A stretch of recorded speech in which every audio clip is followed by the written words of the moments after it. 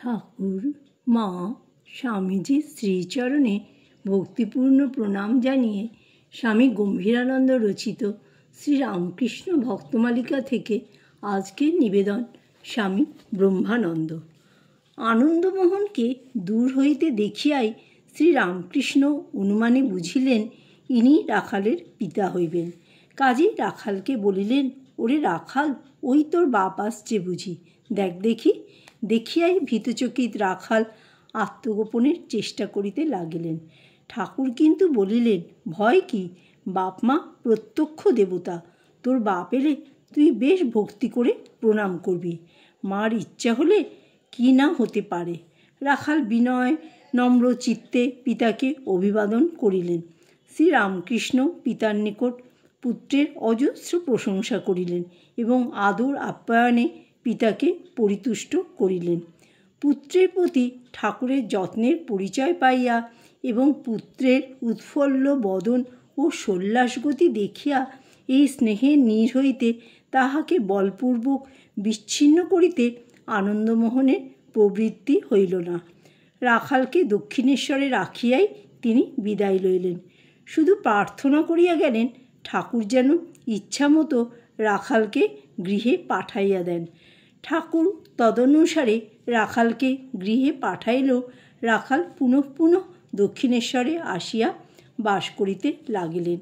তাই আনন্দমোহনও পুত্রকে লইয়া যাইবার জন্য মাঝে মাঝে দক্ষিণেশ্বরে আসিয়া উপস্থিত হইতেন।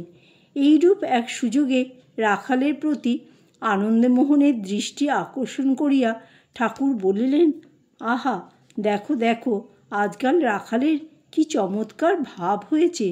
ওর মুখপানে চাও, দেখতে পাবে ঠোঁট নড়ছে, অন্তরে অন্তরে সর্বদাই ভগবানের নাম জপ করে কি না। যদি বলো বিষয়ের ঘরে জন্ম, জন্ম থেকে বিষয়ী লোকের সঙ্গ, তবু এমন কেমন করে হয়, তার মানে আছে। ছোলা যদি আবর্জনাতেও পড়ে, তবু সেই ছোলা গাছই হয়, সে ছোলাতে কত ভালো কাজ হয়। তা রাখাল যেখানে আসে তাতে কি আপনার অমত আছে? প্রশ্ন শুনিয়া আনন্দমোহন ফাপড়ে পড়িলেন। সাধুর বিরাগভাজন হইবেন কী রূপে? বিশেষত তিনি দেখিলেন যে ঠাকুরের নিকট অনেক গণ্যমান্য লোকের যাতায়াত আছে। পুত্র এখানে থাকিলে ইহাদের সহিত ঘনিষ্ঠতার সম্ভাবনা, এই সকল কথা ভাবিয়া তিনি বলিলেন, সে কি মশাই, রাখাল তো আপনারই ছেলে, আপনার কাছেই থাক, তবে মাঝে মাঝে দু একদিনের জন্য আমার ওখানে পাঠিয়ে দেবেন। এই রূপে মধ্যে মধ্যে স্বগৃহের সংস্পর্শ ঘটিতে থাকিলেও রাখালের মনে ধর্মানুষ্ঠান স্পৃহা ক্রমেই প্রবলতর হইতে থাকিল।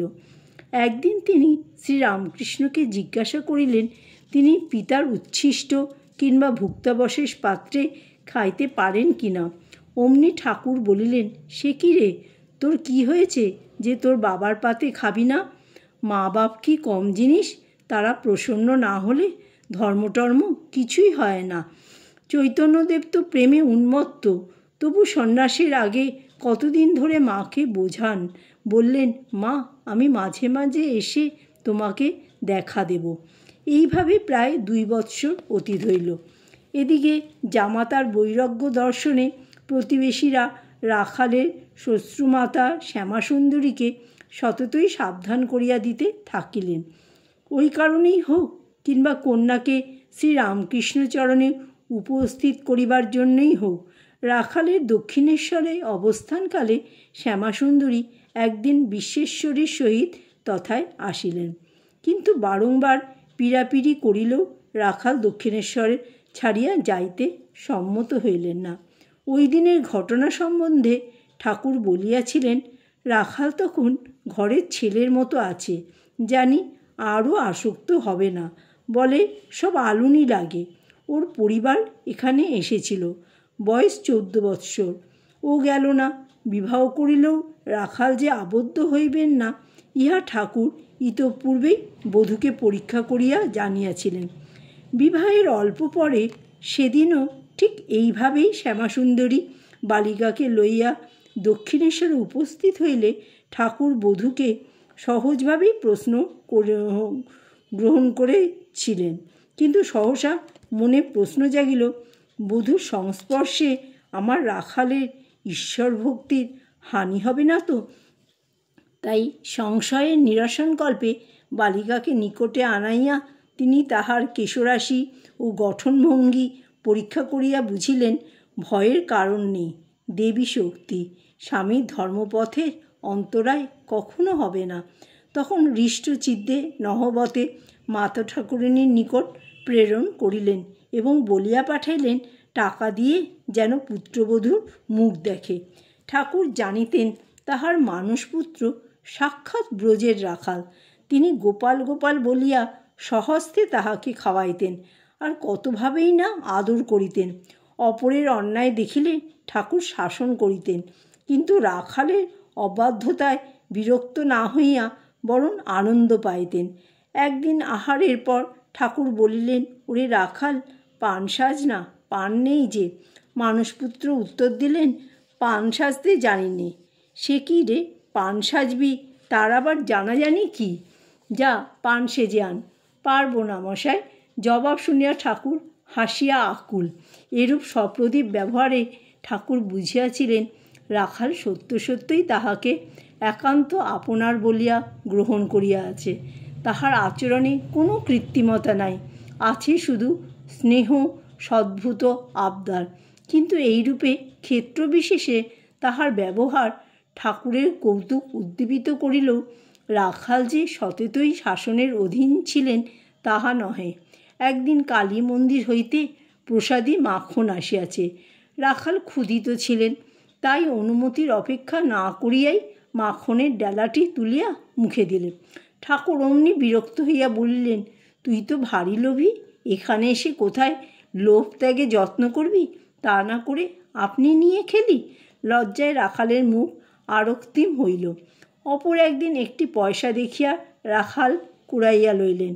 ইচ্ছা কোনো ভিক্ষুক বা অন্ধ খঞ্জকে দিবেন।